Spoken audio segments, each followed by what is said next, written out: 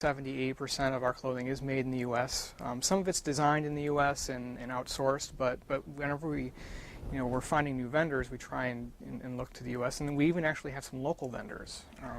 We've found a few people. One I'll mention, she makes handbags and also started making dresses for us too. Excellent. Yeah, they're really wonderful. So supporting further the local economy. One last thing I wanted to mention about the inventory and the clothing that you sell.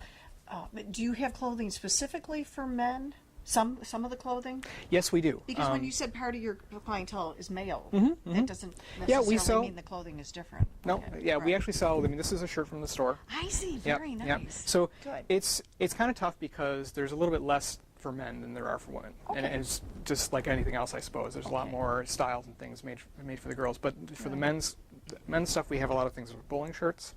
What are like a work shirt style, which is a little bit more fitted, but they're like a polyester cotton blend.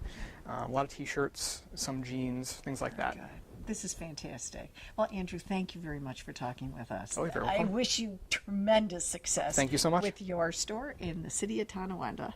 Thank you. You know, it's my pleasure to have an opportunity to talk to these two lovely young people. And I want to ask you something about how you got started. I know you talked with Sue about some of the particulars of your business, how you promote it, and who you target. But just give us an idea how you got started. This is oftentimes interesting to people. What caused you to get started? How'd you get going? Andrew? Well, basically in 2009, Julianne lost her job, and we went to Las Vegas for a music convention just for fun. And on the way back, we started talking on the plane, why don't we sell this clothing that we really like? And we worked it out. We contacted the Small Business Center and figured a way to do it, and we made it happen. And interestingly, that August, the following August, I lost my job too, right before we were going to open. So it really worked out. It was kind of work of fate, more or less, that both of you lost your jobs and found out this was a mutual thing that you could do comfortably and pursued it. I think that's very important today. There's so many people today out there, Andrew and Julianne, that are losing their jobs, that have ideas about business they want to pursue. And then you take you two as an example that all is not lost when you lose your job. That if you can get together with somebody as excellent as Julianne to work with you, Andrew, then there's still hope. And what you say about that? You think that that was a great thing that eventually, as a work of fate, you came together? Oh yeah. When we first opened, I don't know what I would have done without Andrew being there. Just starting out, you're kind of really trying to figure things out and still working out systems and logistics and everything like that. And without him, I don't know if I would have been able to start up a business. Well, we work well together, so. I think it is. And you mentioned about each of you has your own personal skills.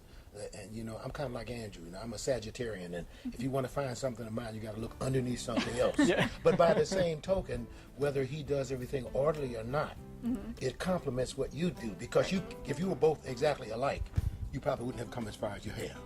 Would you agree? I would agree. Yes. Okay, so that having been a mutual arrangement, based on the fact that you kind of like each other too.